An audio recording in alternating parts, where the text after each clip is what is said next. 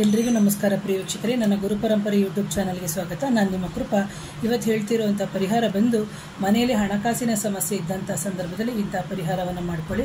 11 ಲವಂಗವನ್ನು ತಗೊಳ್ಳಿ, ಹಾಗೆಯೇ 11 ಕಾಳುಮೆಣಸು, ಹಾಗೆ ಸ್ವಲ್ಪ ಬಿಳಿ ಸಾಸಿವೆ, ಜೊತೆಗೆ ಸ್ವಲ್ಪ ಕಪ್ಪು ಎಳ್ಳು, ಜೊತೆಗೆ ದಾಲ್ಚಿನ್ನಿ ಅಂತ ನಾವೇನು ಹಾಕ್ತೀವಿ ಬಾತಿಗೆ, ಅಂತಹ ದಾಲ್ಚಿನ್ನಿಯನ್ನು ಮುರ್ಕೋಬೇಕು.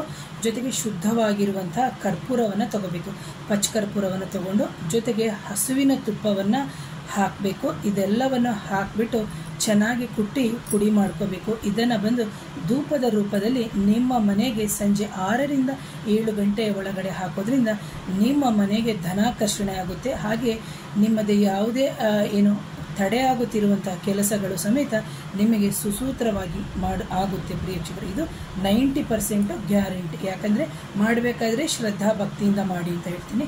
ಯಾರಾದರೂ ನನ್ನ ಚಾನಲ್ನ ನೋಡ್ತಾ ಇದ್ದರೆ ದಯವಿಟ್ಟು ಚಾನಲ್ನ ಸಬ್ಸ್ಕ್ರೈಬ್ ಮಾಡಿ, ಲೈಕ್ ಮಾಡಿ, ಶೇರ್ ಮಾಡಿ, ಕಮೆಂಟ್ ಮಾಡಿ. Thank you.